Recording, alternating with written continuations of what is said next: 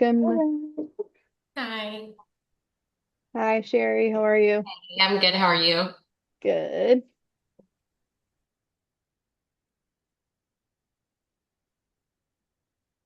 Abby Brown, where are you from and what company? Either unmute yourself or chat or whatever you want to do.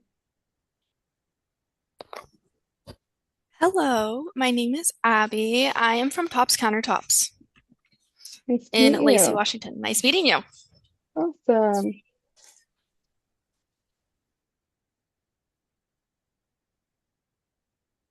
We'll just wait for everyone to get on. We usually just wait a couple minutes, make sure people aren't running late.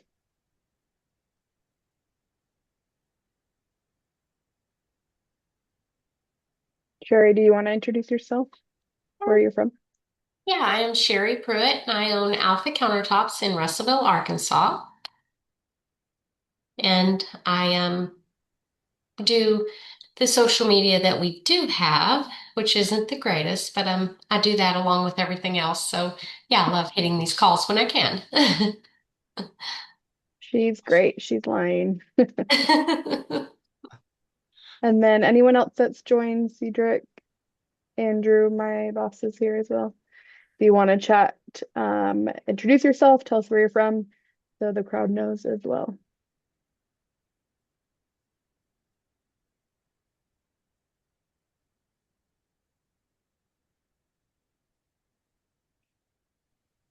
I'll go. I'm Amy. It's Beth. I'm here to just run the show from the Zoom perspective and listen in, and I'll be monitoring the chat. If somebody has something they want to throw in there, I'll keep my eye on that.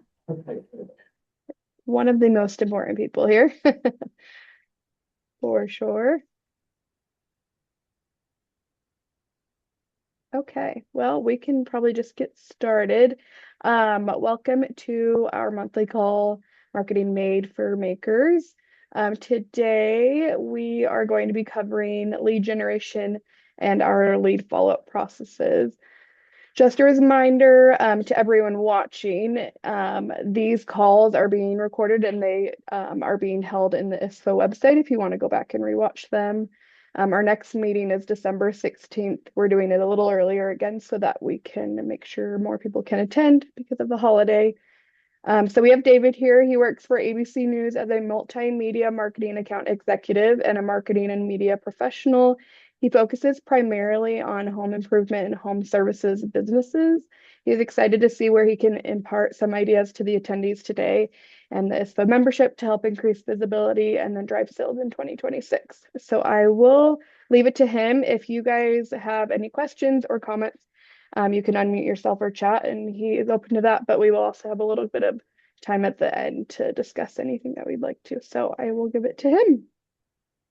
Thanks so much, Lauren and Amy. I appreciate it, and everybody, checking this out. Going to try and keep this pretty interesting and have some fun with it. I am not big on the PowerPoint slides or anything like that, so it'll just be pretty much my smiling face here, I guess, until towards the end. I mean, I will go ahead and share my LinkedIn profile because I want to cover a little bit of LinkedIn because if you're not using LinkedIn, I think there's a lot of value there for sure in the folks that in the audience for fabricators. So I would like to show that. But really, a couple of the things we want to do here is just my background. As Lauren said, I'm a multimedia marketing account executive here with ABC 27 television in Harrisburg, PA, and my focus is primarily on the home improvement sector. So service fabricators are right there, bath and kitchen remodelers, countertops. That's kind of where my focus is because I see a lot of value in not only marketing in general, but television and streaming media. I think there's a good audience there.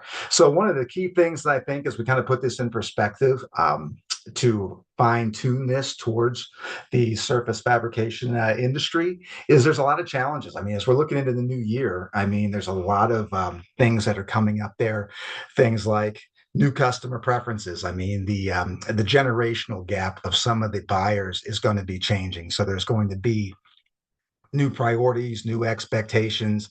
Digital and online presence becomes even more and more critical pretty much every day because that's the way just people are looking. I mean, like I said, there's still value in broadcast television.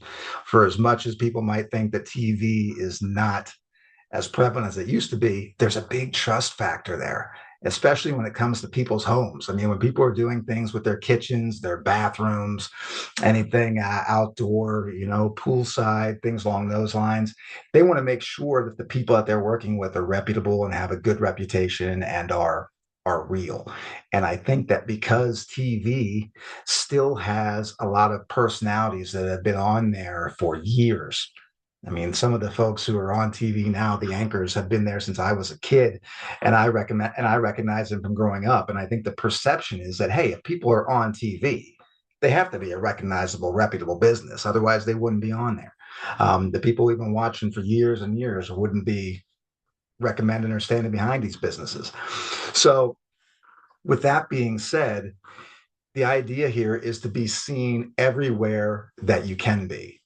So when I first started doing this years back, I mean, there were just only a handful of places to be seen. You had traditional media like television, radio, billboards, signage along the road, project signs. But now, obviously, these devices right here, the phone, I mean, you could put most anything that you need at the touch of a finger right there on the phone. And so when we look at the digital aspect of marketing, we want to make sure that we take a look at what consumers are looking at. Where are the people that you're dealing with? The builders and contractors, the remodelers, real estate investors. I mean, you're talking the property developers, facility managers, architects, and then other kitchen and bath companies. And so we want to make sure that when they're looking through at their phone during the day, whether they're checking the weather, checking some of the sports scores from like last night's Monday Night Football game, if they're checking the stock ticker, wherever they're looking, we want to make sure that we are able to be seen there for those people. And so one of the first things that I talk to people about is when people look at marketing and investing, for instance, in marketing. How much do we want to put into marketing? There's three different zones that I figure are important. And the first one is the comfort zone. Now, this is the one where people put in a minimal dollar investment into marketing, but their expectations are going to be very high. And they tends to underperform a little bit. They say, hey, we just want to try this out. We want to invest a very little amount of money, but our expectation is that we're going to get a huge return on that investment. And I try and stay away from that as best I can. And I work with folks that are more in the success zone. That's kind of a little intermediate dollar investment level into all these different tactics and techniques that we're going to talk about. And that's kind of the sweet spot. So that's a mid-range investment level that usually produces some pretty decent results and a good return on the investment. But I'm thinking where a lot of us want to play in is the ability zone. I refer to this as the ability zone. This is where the growth and expansion takes place. This is where when you want to expand and add different showrooms, you want to add headcount, you want to be adding technology and different presses and different equipment that are going to impact the market that you're dealing with. That's going to be where these kind of people play. These are the early adopters of all this technology. So they want to show off, the new cutting equipment, the new 3D imagers and all this kind of thing that are going to be able to really display the expertise that you have. So there's a little bit more goes into that. But all in all, I think that when people start doing this and investing a little bit more into the marketing, I typically think also that about anywhere from an 8 to 12% on revenue is a pretty good range for your marketing investment. I think 8 to 12% tends to be right in the zone to where we're looking at. There's a couple people, that I try and work with. They say, hey, we only put about 4% into marketing. That's a little bit challenging, I believe. So I try and stay away from there. But when people understand what it takes to get their name out there and what it takes to get in front of these people you're dealing with, like the kitchen and bath companies, the architects, facility managers, and all this, they understand that there's going to be a little bit more of an investment, but that the return on it is going to be there as well. So as we talk about, one of the technologies is AI. AI is going to be huge. I think probably most of us are familiar with like SEO and search engine marketing and all that, keywords and things. And I noticed that when you take a look and you do some searches, the little AI mode is very key at the top now. And when you look at the 3 or 4 players that AI mode recommends when you do a search on like bath or kitchen countertops and things, it does not always align with the top 3 or 4 that you might see on an organic search result.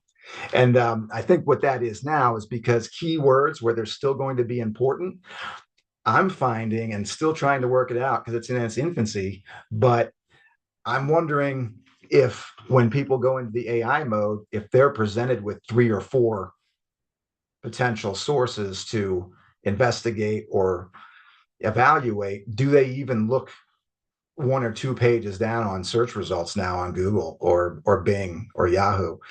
And I believe that what we're seeing is that the AI is searching more for video content. So if you're able to do backlinks with your business partners, your vendors, project work, social media sites, things along those lines. You have your website linked up to those sorts of media resources. That's what the AI is going to be searching for, and I think that that's where we're kind of going now. So it's not as much about keywords as it used to be. It's more about content. So if you're able to do some more podcasts, um, some more of these sorts of this sort of content right here, what we're doing with this little webinar, if you're able to put links to these sorts of activities on your website, I believe that the AI is going to be picking up much more on that than it is just keywords and phrasing on your site anymore. Then also retargeting is a big thing. So when we have people come to your website, taking a look at some of your project work, taking a look at some of the capabilities that you have, if they're not converting, we want to be able to follow them and put some advertising together that are going to make some sense to kind of keep them in play with your brand. That's the biggest thing is, I think, repetition, whether it's on television, whether it's on radio, if it's on your road, project signs, your service vans and things like that, and your signage. I recommend keeping it as similar across the board as you can, because I think it's the reputation that's going and the repetition that's going to really make all the difference. So if people are seeing you in one place, they want to see you in another place. And if they just kind of, from a consumer mindset, it just kind of keeps everything in one place and keeps everything together, and it just brings it all together for the consumer. So the idea too of things like this, educate and inform. It's not all about just talking about your capabilities and your product. Educating and informing about some of your processes, about the way you adapt technology, just kind of letting some of the consumers know about how they make their selections. Because I know that myself, when I was looking at a countertop recently, I know that I had something in my mind that I thought was going to be perfect, and in reality, when I went to the showroom and took a look at some things and they showed me, I realized that I was going to way overwhelm the space that I had for what I had in my mind that I was trying to do. So I definitely appreciated the fact that they were able to tell me and guide me versus just taking what I had said and saying, hey, we can do that for you and here's a price. They actually talked me out of that and got me something that I'm very much happier with than what I would have been had they just gone ahead and done what I'd said. So with that being said, I think that there's if you're able to market and put some things on your site, on your social media that just educate and inform, I think that goes a long way, because a lot of people just don't know what they don't know. And then when we look at the consumers that we're talking to, the end consumers, I mean, there's only really 2 types. There's ones who know who you are, they know about your business, and the other ones, they don't. They have no idea. And with people being as transient in some of our communities, I'm sure in Arkansas, it's probably just like Pennsylvania. We've got an influx of a lot of new people, a lot of younger people, a lot of new home buyers, and they haven't been in the area for a long time. So even some of the businesses and the players who have been there in our community for years and years, these new people, they're not as familiar with those businesses and what they've done in their community, the community aspect that they bring to the table. So it's always imperative to just be able to stay in front of these people as much as we can and as consistently as we can with the messaging. And so I think that if you're able, when we're talking about these visuals, if you're able to showcase some of the content, like some challenging installations you may have had, promote some of your specific fabrication capabilities, before and after types of imagery, some of the transformation pieces. So when you first go in, this is the kitchen or bath that we started out with, and this is what we've been able to do, and these are the steps that we took to make it look as great as it does right now. Material comparisons, some best practices, talk about a little bit about how you're different from the other players in the area, and some of the competition, maybe some FAQs, talk about what's the most durable surface to use in heavy kitchens this year. I think that could be a topic that people would be interested in hearing about. Some of your partner posts, some of the people that you're working with, your manufacturers reps, some of the people who are providing the materials to you, like the Koreans. How do you work with them? Quick project turnaround times. Focus and zero in on those. Maybe do some different types of lifestyle shows. Like, for instance, on our TV station, we have an hour-long program every day. It's our Good Day PA. We have anywhere from local businesses, mid-size, small, large businesses. We've got some local restaurants and things, but more often than that, we just had one of my fabricator clients come in there, and we just did a walkthrough of their showroom. They have some new cutting equipment in there, some new tooling. They've got some new employees. So we just walked through and talked to their entire team, showed the showroom, talked about some of their business partners, kind of walked them through the website. And with the whole idea, we did that in about 4.5 to 5 minutes. They now have that on their website. They've got the backlinks. They share that out with their social media. They share it out with their clients. And basically what we're doing is we're covering about 5 topics that their customers are asking them every single day. So I figure that's a great way of addressing those things right up front. And also, like I said, to the point that Google likes it and AI likes it as well. So and it answers a lot of questions. So when people are coming to your website, they see that, and if they stay on your website and continue to look around, any of those leads, I think, are going to be a little bit more quality because they already have an idea of what you're bringing to the table.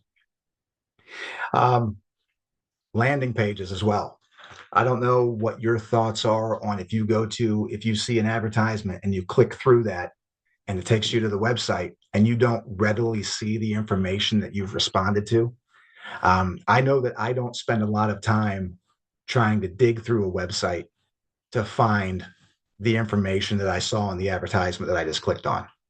So that's a big one right there. So if you're going to be doing various promotions and or focus on certain manufacturers or certain partners, and you put those in your ads, when they click through it, I'd always recommend having a good landing page on there that matches the advertisement or the promotion that you're doing. I'd recommend not making your clients look for what it is they clicked on, because I just think more and more people want it to be immediately. They just, hey, there it is. If I want to ask for some more information, if I want to get a phone call about that, it makes it real easy. But if they have to dig around to find what it was they clicked on, they're more than likely probably just going to move on and bounce out of there. I don't think they take time to dig around. So that's a big recommendation as well. Make it easy for the website visitors, match the messaging. I also think another good sort of thing, product demos, virtual showroom tours, some time-lapse project manufacturing on there. I think those sort of things go a long way as well to kind of let people see exactly what it is that you do and how you do it. The more information that they can see on your website, the better. And the same thing with your social media. I think that the website is probably the biggest thing, and it's usually probably the most underutilized as well. So I think any combination of these marketing tactics are crucial. They provide lift to each other. So that's the one challenge. If there is a challenge in marketing, it's that it's not an exact science. I think we all realize, and the attribution, when you're trying to figure out, well, which of these tactics are providing the biggest return? Is it television? Is it my social media? Is it my Facebook page or my LinkedIn? It's very difficult because I know that if I see a billboard, I'm probably not responding to the billboard right away, but it doesn't mean that when I get to wherever I'm going or I sit down that night that I'm going to look at the website. So now if they ask me, hey, where did you find me? I'm probably going to say Google because that's the last place I looked. I'm probably not going to say, oh, I saw you on the billboard, then I saw you on TV, then I saw a service van driving around. We'd like it to be that way, but it's usually not. So if we look at the attribution, probably the bulk of it's going to be on Google and organic search results. When the reality is, it's a combination of those things. So I wouldn't. It makes it a little difficult when somebody's trying to look at the dollars spent, saying, "Hey, do I need TV? Do I need the radio?" Because it all plays and it all provides lift to everything else that you're doing, and it's providing communication and content and context to an audience that you might not reach on each of those individual platforms. So the more that you can do without going crazy on budgets, I highly recommend doing a multitude of things. And you got to give it a chance. You got to give these things a chance for a couple months. I don't think that you can say, well, let's try it out for 30 days because none of these things gain traction. I mean, it takes a while for people to see you brand, to put it together, and for it to embed itself in one's mind. And I always try and put my consumer hat on when I'm talking about these things and thinking about the way that I go about making purchases or reaching out to various types of businesses. And right now around the holidays, that's probably one of the biggest times and when I'm the most susceptible to all this branding and marketing. But I will say marketing is more fun now because the way the phones listen to you and the way even I think the television sets, the smart TVs and so forth, listen to our conversations, at least most of the marketing is and the advertisements you receive now are, um, I think that they're a little bit more likable. I like the ads that I receive now because they're things that I actually talk about and or see and have interest in versus traditional marketing in the past. There's a lot of things that I was not in market for. But now I think marketing plays a big role. So does anybody at this point have any questions about any of this stuff? Is this kind of in line with some things you're doing already, or is there any new information here that's being shared? I think it's great. I mean, something that, yeah, I've thought a lot about is this like AI feature. And I mean, I think especially if people are starting to see a slow, like some things to work on are, yeah, just making more and more content so that you can be more relevant with AI. Whether that's in blog form, yeah, or YouTube or whatever you're doing, or webinars like this, yeah. Sherry, did you have a comment? I just wondered if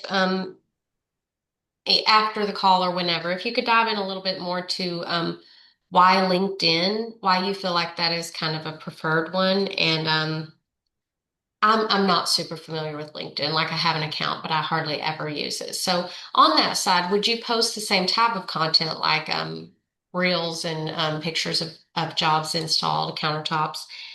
And then does LinkedIn offer like paid advertising? And do you think that's a good investment? So kind of all about LinkedIn a little bit there. I'll show you my profile. That's where I will share. I'll show you my profile and how I use it. I think a lot of people utilize LinkedIn as almost like a resume, where you just kind of put your background on there and some things that you've done, task oriented types of things. I use it basically, I promote my clientele on there and I promote my customers. I'll put their content on my page and then I mix it up with a little bit of personal things as well. Like even this week, I'm taking vacation this week and I'm out here seeing my folks, spending some time here. So I put pictures of my dad and I on the golf course. I'm out there getting together with some friends for a football game this week. And those are the things that people tend to let me know about more so than the other content that I post. They're asking me, oh, hey, I hope you had a great time. They don't comment on those posts. They don't even like them. But when I'm out and about, they've certainly seen them, they recognize them, and it keeps them engaged. I think if I just put my business projects on there every single day, all the time, and never anything about me or anything fun that would keep people engaged. I mean, I don't use it like a Facebook or an Instagram or a TikTok for sure, but I do think that if I put like I'm at an event or I'm at a happy hour, a networking mixer and put some people in there with me, I think it shows a little bit more about how you engage with the community, how you engage personally with people that you interact with. And it goes a long way to establishing people's I guess, trust and feel good about contacting you and working together with you I more will so than just. say too, like, so Sherry's perspective, because she's the owner, so she's Mhm. gonna have like her own page and like she is representing the brand obviously as the owner. But then yeah, you do also have like your business page. Since Sherry is the owner and the social media person, you kind of have both of those, I guess, to manage. So like your own page and that.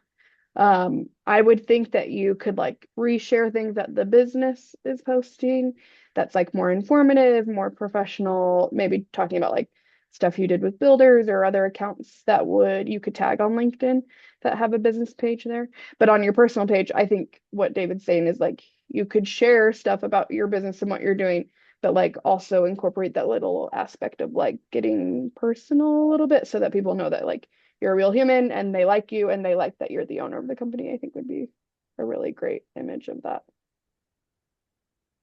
I mean, I love for me, I love LinkedIn. And I think like even the fabricator kitchen countertops that I'm dealing with as most recently, they're one of my newest clients. They have really stepped up their social media on both LinkedIn and Facebook and Instagram. They do some TikTok things now and they're on YouTube. They put all these things together and have really stepped it up, even in just the last 2 to 3 months that we've been talking, because they've been paying attention to some of the things I'm doing and I've been sharing for them on their behalf. And they're really starting to do more of that. It's almost daily now that they're on there talking about events where they're going to be, who they're going to be talking to at the events, some of their partners who are going to be there, the types of people that they're going to be meeting there. And it's also saying, hey, we're going to be at this event, come say hi while you're there. We hope to see you there, type of thing. And so I think that keeps things a little bit more fresh and a little bit more real and just, I guess, a little bit more off the cuff than just putting very stringent types of, Yeah. Because yeah, Sherry, product I know postings. attends those like events for ISPA and these different groups she's a part of. So I feel like yeah, sharing stuff like that, people you're meeting there, just telling people yeah that you're going to be at different things could be good, just networking. But I mean, LinkedIn, in my opinion, is very just like B2B. It's not like I don't think you'll get a lot of just like homeowners coming from LinkedIn unless probably they're your friends or people just you haven't spoken to in a while from I don't know, college or whatever. But my thought is that you would probably attract, I mean, local builders and contractors and things like that. It was probably the idea for that rather than a homeowner from LinkedIn. And I think that you can capture all those. And that's the Yeah, nice thing. I mean, when you're looking at homeowners between 40 and 65, 30 and 65, actually, I think that's where TV and streaming is really strong still. But as far as on the social media aspect, LinkedIn, you're reaching a lot of that same audience. And you can put on there, you can put reels showing your fabrication process on LinkedIn. You can create a little library on there, just like as if you would on your social media or your website, so people can go back. It's a nice thing. You put those posts on there, people can go back and find these things on your LinkedIn profile, just like they can off of your website. So if you were to put some reels showing some processes on there, some trend videos with like color palettes, material spotlights, things like that. Yeah, some of your influencer partnerships with some of the folks that you work with and work together with on some projects for whether it be residential, commercial. I think that those things are all there, and the network that you establish on LinkedIn, I think is great. For me, I use LinkedIn. More than 50% of my business has come through LinkedIn, whether it be directly or indirectly. So I'm on there all the time. But I think from a surface fabricator standpoint, all those people that I mentioned, the builders and contractors, the home remodelers, the real estate investors, there's more and more kitchen and bath companies on LinkedIn every day. It seems like to me, because I'm trying to follow as many as I can just to see what sort of content is on there. And when I engage them in conversation, I talk about things like this to try and get them more involved, because their audience is there and it's on all these platforms. It's just a matter of tying them all together, keeping your messaging very, very similar across all the platforms. So rather than saying, oh, I'm going to try one media tactic on my social media, something totally different on my website, I'm going to do a different TV commercial that covers something else, and radio. We're going to do. I would keep them kind of all around the same theme all the time. So that way, no matter where people are seeing you or hearing you, it resonates the same way with them. Then it says, "Oh, okay. Well, I've seen them here. I've heard their radio commercial. Or heard their podcast. Whatever the case is, it's all to put your brand and keep it well known across all these platforms versus having one thing here and another thing there and trying to do different. And that's why I have so much fun doing what I do, because I see that more often than I would think. Where they say, "Oh yeah, we do this sort of thing on radio, but we do something totally different on television and streaming and on the apps." So that's where I try and come in and consult a little bit and try and get everybody to fine tune the direction of kind of what you're doing, to where all these platforms play together, and they all lift one another then. And so that's where you get the return on investment, saying, because I was even talking to one of my window clients the other day. They're like, "You know what? I don't know exactly what I'm getting back from your TV and streaming in our campaigns. I don't know exactly what that looks like." But they said, "We've been doing billboards, TV, streaming. We stepped up our social media game. We've been adding more project signs." And they said, "Our revenue is through the roof this year." So they're scared to remove any one of those components. And I tell them, I say, that makes a lot of sense, because they're all playing together, and something that you're doing right now across all of these things is working. And to just kind of pick one of those out to try and save a few dollars, they're very, very hesitant to do that, because they don't want to rock the boat now. They said, "Look, we've got a record year. We don't want to change that. We just want to keep increasing that and moving that needle." So that's where we're working on now, for sure. And like I said, marketing is never an exact science, and it's very, very challenging to see exactly where the bulk of that return is coming from. But I think marketing is fun. And Sherry and Abby, I don't know what your take is on it, or if it's just like a necessary evil that you have to do it to get in front of people.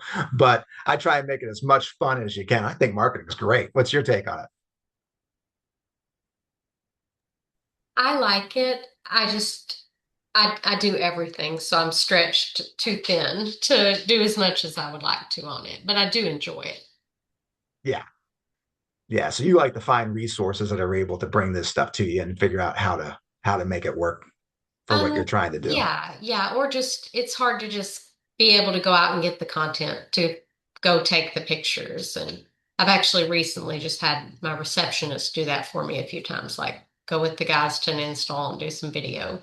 But it's just hard to get the content, and you want it to be your people. I mean, you want it to be your people installing, not just some image you pulled off, you know. So that's part of it for me, just the time to do that. But I do enjoy it.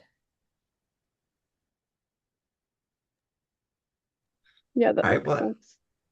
yeah, that's real good. That's real good. Well, I think what I'll do now is, like I said, I just wanted to kind of reiterate on the social media. I mean, I think LinkedIn's good, and I'll go ahead and show you my profile here momentarily, so you can kind of get an idea of how I engage on there. It might give you some ideas of how to engage with some of your folks as well. I think Instagram and Facebook are still good, especially for some of the older homeowners. They're still looking on there, and I think that, as much as I hate to admit it, I think Facebook and Instagram are still a good digital word of mouth, because that's where I think people are looking for a lot of recommendations, referrals, and that's the other thing too. Referrals. If you're able to get the people to go on Google and give you some good recommendations, I think that's awesome. And and the ones, even if they're negative and not so good, because we're all going to get those from time to time, just always respond to them. I would not let those go and just kind of hope that they go away or get pushed down. I would always respond in some way, shape, or form, to where everybody can see your response, and let them know that, hey, this is not always going to be exactly the way we want it, but Sherry's going to be real responsive when things aren't always going the way that we plan on them to go. So those sort of things. I think that there's seasonality as well. Obviously, with the holidays coming up, you want to fine tune the messaging towards year-end projects, get people excited about the upcoming spring. It's going to be right around the corner, and people are going to be kind of getting out and about again, and trying to make their place look good for entertaining and everything else, and countertops and things are the way to go about doing that, making the place look as great as it can. So I think getting people's vision, let them paint some pictures for everybody. I think that goes without saying, and I think that goes a very long way. So what I will do now is I'll go ahead and share my LinkedIn page, and if there's anything that you see on there or think about, just go ahead and ask me a question. But I really love it. I use it all the time. So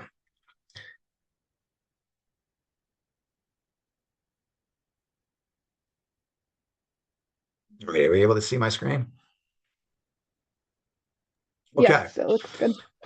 So here, this where I say that people utilize, I kind of put picture of Harrisburg in the background there, but a little bit of my business card and our lifestyle show. So this is where my clientele, this is where we do the Good Day PA, is where we kind of showcase their business. Right here, a lot of people just put their title. They would just put owner or sales representative, account representative. I put some things here that are a little bit different, to let people know exactly what it is that I'm doing that might and look differently than everybody else. So it's not just a standard account representative. So this is my about section, once again, versus just using it as a resume. I put here what this means to the clients that I'm working with. My goal is to be the best marketing account manager in the Harrisburg area in Central PA. And what it means to the people I'm talking to, whether they be service fabricators or home improvement specialists, roofers, whatever the case is by my establishing quality relationships, being a resource, bringing some insights and ideas to them that they may or may not be doing, and this kind of fine tune some of the things they are doing. And I realize that it's competitive. I mean, much like what I'm doing, it's very competitive in your space as well. And there are more and more players coming into the countertop space and the kitchen and bath arenas than I've ever seen. And I still think there's enough to go around, but the differentiators are the key players, And I think that here on LinkedIn, I think success on a LinkedIn profile is increase the number of your profile views, the number of relevant inbound messages that you're able to receive from your profile, some project bid requests. I think that if you have a good, solid LinkedIn profile, I think that the people that are there that we were talking about, the remodelers, the investors, the property developers, project managers, they're going to be reaching out to those who they think are going to have the biggest impact on the projects they're working on. So the more project bid requests you can get, that's a great indicator of what your profile is doing for you, just like anything else. Website visits, you want to see people going to your website from your LinkedIn page. And that's the nice thing about the LinkedIn analytics is when people click on your website through your profile, it all goes into your Google Analytics. So you're able to track all of that to see how the profile is working for you. And then just post engagement. To the point that I made earlier, when I do a business post, it doesn't tend to get the most likes. It doesn't seem to get the most engagement. What does is a picture of my dad and I on the golf course. That's still my largest viewership on here, but yet people do get an idea of what I do. They do check out my website, and they definitely make mention to me and inquire about projects. So there's that. And then you can get reviews like all my services here. So these are I make sure that people can see the clientele that I work with, whether it's a real estate agent, a window company, heating and cooling. I have a networking group here that I do every month. I have a business professionals of Harrisburg and Central PA. So my engagement with groups, I started that when I moved from Southern California to Central PA, just so that people knew who I am. And the group is up to about 3,000 people now. And I host a monthly networking event, and I find a local business that's got a showroom or anything that can benefit from some foot traffic or some visibility from local professionals. Matter of fact, the last one I did was at a countertop company, one of my newest clients, they had one there. They did some revisions to their showroom. They had some new technology. We got about 40 to 50 people from the group in there. So we were able to walk around. They were able to show them the new tech, and then this gets out there. People are sharing. And I asked them how it worked for them. And they said the results have been great already. They've got a lot more eyeballs on what they're doing, a little bit better understanding of their capabilities and things like that. So it all kind of plays together. And then also reviews. I get reviews on here, project reviews. I've got 11 reviews so far from some of my clients. I've got about 100 personal and professional recommendations down here at the very bottom. Those have been moved, shifted a little bit, but as you can see, recommendations, I've received about 99 of them. So I get them, and I share those and post them all, and these are all, so it helps my clientele to see who I engage with, how I engage with them, how I work together with them. And so it's not only for myself, but it also provides a spotlight for them, whether they're my clients, my business partners, or other just people that I just communicate with on LinkedIn. But just to kind of give you, to wrap this up, some of the posts that I do. This one here is just me at a resort with a couple of friends before the Philadelphia Eagles game. And that right there that's one of my highest viewed posts that I've had. I mean, there's been so far in one day, I've gotten about 950 people who have viewed this particular video post. And it's just me saying that I'm relaxing and having a great time with some friends. And I'm going to be back at some of my clients again next week. So showing that. But then also just to kind of show you some of the other things that I do. Here's one of my clients. This is one of their little lifestyle segments they did on our station. So I shared their 4-minute video on there so that the people I'm dealing with can see what they do. And then they can also get an idea of what I can do with the clients that I'm working with. So matter of fact, today, one of my countertop clients was just on this morning. So that's going to be one of the next posts I'm going to do, is to share their segment out on there on both my LinkedIn. I'm going to put it on all my other social media platforms as well to kind of help get them some exposure. But I use LinkedIn in a number of ways. Here's an air conditioning client. I put Veterans Day post up there. Here I am poolside. Another client. So I kind of try and mix it up. And then every now and then, if we have a new product offering, I'll put that on there as well.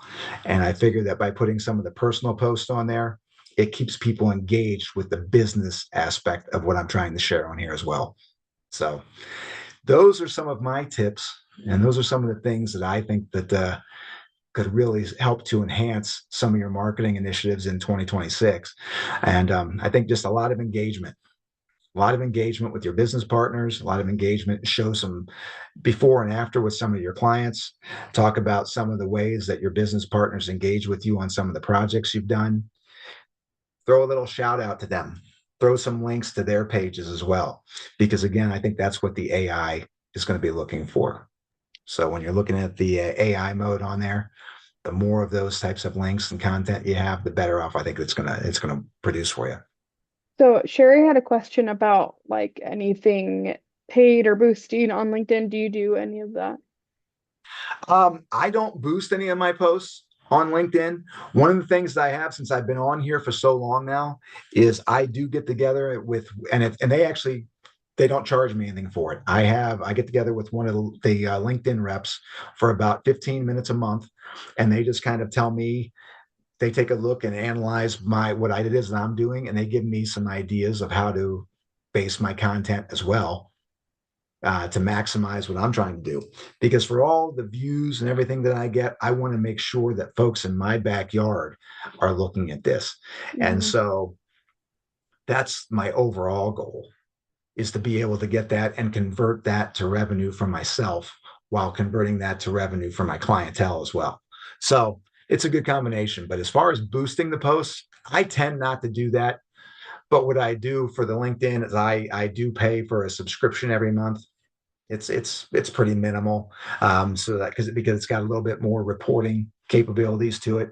You can follow a lot more businesses. You can put the types of things that you want to track, and it'll just notify you on your phone and your social and your device a little bit more. So if some of your contacts that you may or may not have been in touch with in the recent past, if they change jobs or change positions or move, it kind of keeps you up to date on those sort of things as well.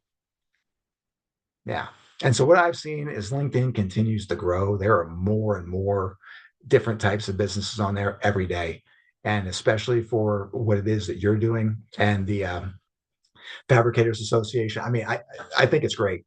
I think it's great. I think there's a lot of opportunity there. And once again, it's just an additional place to be seen. Does it take a little bit of time? It does, I think, initially to get your profile set up. But once you set the profile up, these posts take me no more than less than 5 minutes a day to do those, and then to follow them and track them. And one other tip that I would say is if you're going to make these posts, 8 a.m. between 8 and 8:30 in the morning and between 4 and 4:30 in the afternoon have proven to be the absolute best times to make these posts. Sometimes I'll throw one in there in the middle of the day just because I see something and I want to share it, and I do that. But for the things that I'm looking to be more intentional with, I make sure that I do those certain times a day, 8 to 8:30 and 4 to 4:30. Those seem to have the best response and the best results and the largest viewership of anything that I do. Awesome. Does anyone have any questions? I know Sherry's asked a couple. Sherry, do you have anything else, or anyone else on here, Abby or Cedric? Thank you very much.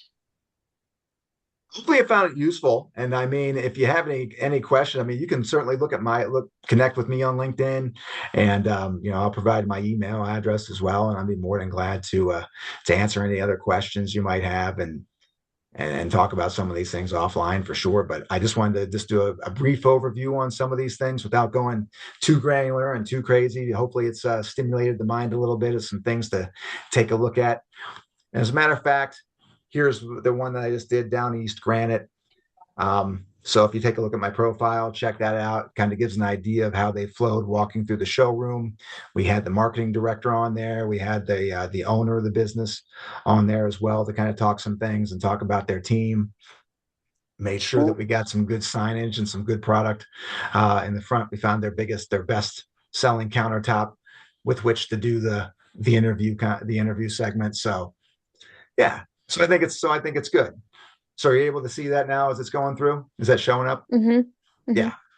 So we have fun with it, and I think that there's a lot of things that can be done. And whether it's somebody working with somebody like me in your local market, I don't know what kind of contact you have with some marketing folks who like Sherry. Who do you tend to hear from? I would best, as a business owner, you probably get a lot of calls from about every TV station in town, every radio station, and I actually have not I've done some radio and I tried TV one time, but I actually haven't done a lot of that, to be honest. Just I felt like for the price, it didn't really pay off for me. Which maybe I didn't stick with it long enough. Maybe, I don't know, but I just felt like the price, it didn't pay off for me. Again, that's one of the things that people I think are fearful of is an investment for any length of time. You want to try it for just 30 or 60 days. For instance, television, I would say whether it's television, radio, I would suggest either giving it either 4 to 6 months, I think is a good fair shake. Because the agreements that I always do, I gauge the pricing based on an annual agreement and an annual commitment with me. But I say, look, especially if it's new and it's something they haven't done before, I said, look, we'll do this for 4 to 6 months. I think that's a good, fair assessment to see if something is growing legs or gaining traction in the marketplace. And if you don't feel as though the return on the investment is there after 4 to 6 months, I'm not going to hold anybody to a year. Fortunately for me, I haven't had to worry about that. I put that out there so that the customer feels a little bit more confident that they're not going to be stuck with this investment for a year if it's not working. So 4 to 6 months, I think, is fair. They usually agree to that, but we just keep on going because they do see the results in what we're doing, and they do see what we're doing as a good component to the overall marketing. So rather than just saying, hey, I'm just trying, like I already mentioned earlier, I'm just trying TV. What's that return look like? Now that I'm doing TV, are my sales up? And I don't know how to specifically attribute the television portion of it to the overall sales growth. But hey, if your overall marketing budget is within where you feel comfortable spending, your overall revenue and sales growth is up. I think that all the components that play into that are certainly well worthwhile. And like I mentioned to you, the window manufacturer who I'm dealing with, he says, it'd be great on one hand if I could drop off something or reduce my spending, my marketing investment in one of these. But he said, I don't want to rock the boat and then have my sales start to tail off as well, because I'm missing a certain part of the audience that is contributing to that. So he's just looking at everything that he's doing. He's like, give myself an overall marketing budget versus just individual marketing budgets for one tactic or one technique. And he said, I just say, I'm going to allot myself X amount of dollars kind of across the board. And if my sales go up, if my revenue is increasing, if I'm seeing a larger foot traffic to my website, then it's all going to be worthwhile.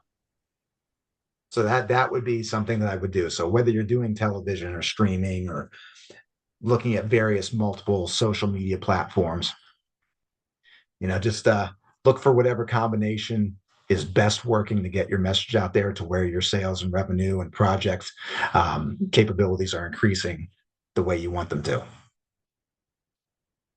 Yeah. So if there's anything else, let me know. I answer a couple other questions. Other than that, feel free to reach out to me. My email address is just D as in David, BRUNO, D Bruno at abc27.com. And I'll give you my cell phone as well. I'm always pretty accessible via phone and or text. That number is 949-742-1402. And you can also catch me here on LinkedIn. I am connected with him now. Everyone can go connect with him. Yeah, you posted about our call. It was great.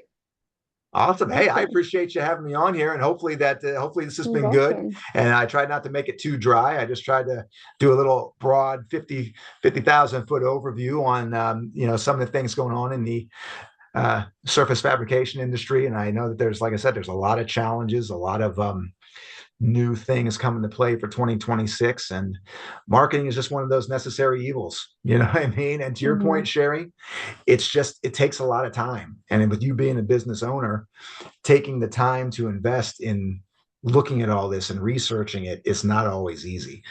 But a platform like LinkedIn, I think that a lot of your business partners, your clientele, your homeowners, you're going to be able to find them on there. And once you get the profile set up, it pretty well takes care of itself. The investment, once you get it set up the way you want, get the information on there. I spend maybe 5 to 10 minutes a day tops with it. And the people in my office that I work with, they seem to believe that I spend hours on LinkedIn, and I truly do not. And the other thing, if you do a post, I tag, like what I'll do in the morning. I used to tag individual events. I'll leave it on this. I used to go to an event and say, hey, I went to a networking event this morning. But what I'll do is I'll tag everybody that I saw at the event, because then they can see each other. They'll go ahead and connect. I see a lot of cross connection there, a lot of cross conversations going on. They'll see each other's content then. I'll tag the website. I'll say, hey, a great person to talk to would be Sherry Pruitt over here at this website. Let her know Bruno sent you, type of thing. And it's going a long way now. So I've noticed my LinkedIn numbers are going up. My website visits are going up.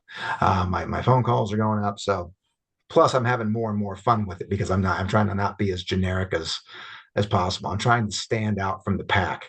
And that's what I think that marketing is really fun for, is stand out from your competitors. Anything that you can do to differentiate and put yourself kind of head and shoulders above everybody else. That's kind of the name of the game. For sure. Not be so cookie cutter. Yeah. And I think that the education and informing piece on there, I think that's a great way of doing it. Just giving tips and tricks and techniques, and even if it doesn't directly generate revenue for you, it's going to show that expertise. It's going to show that willingness to communicate what makes you successful to everybody else, and it's going to pay back tenfold. So, yeah. Awesome. So this has been good. Hey, like I said, I Yeah, appreciate you having me on. Hopefully, you for found it sure. useful and a good use of your little bit of time this afternoon. So, Definitely. Yeah, just wanted to recap and let everyone know that these are recorded and they are located on the ISFA website under events. And then you go to webinars and there's a webinars event link, and all of them that we've done this year thus far. And today's will be on there to rewatch. So that's great. To be able to reference, or if you know someone that wasn't able to make it. So it's great. And yeah, thank you, David, for your time. And then thank you everyone else for attending today. And hopefully we'll see you all again next time on Marketing Made for Makers. Bye, so everyone. much.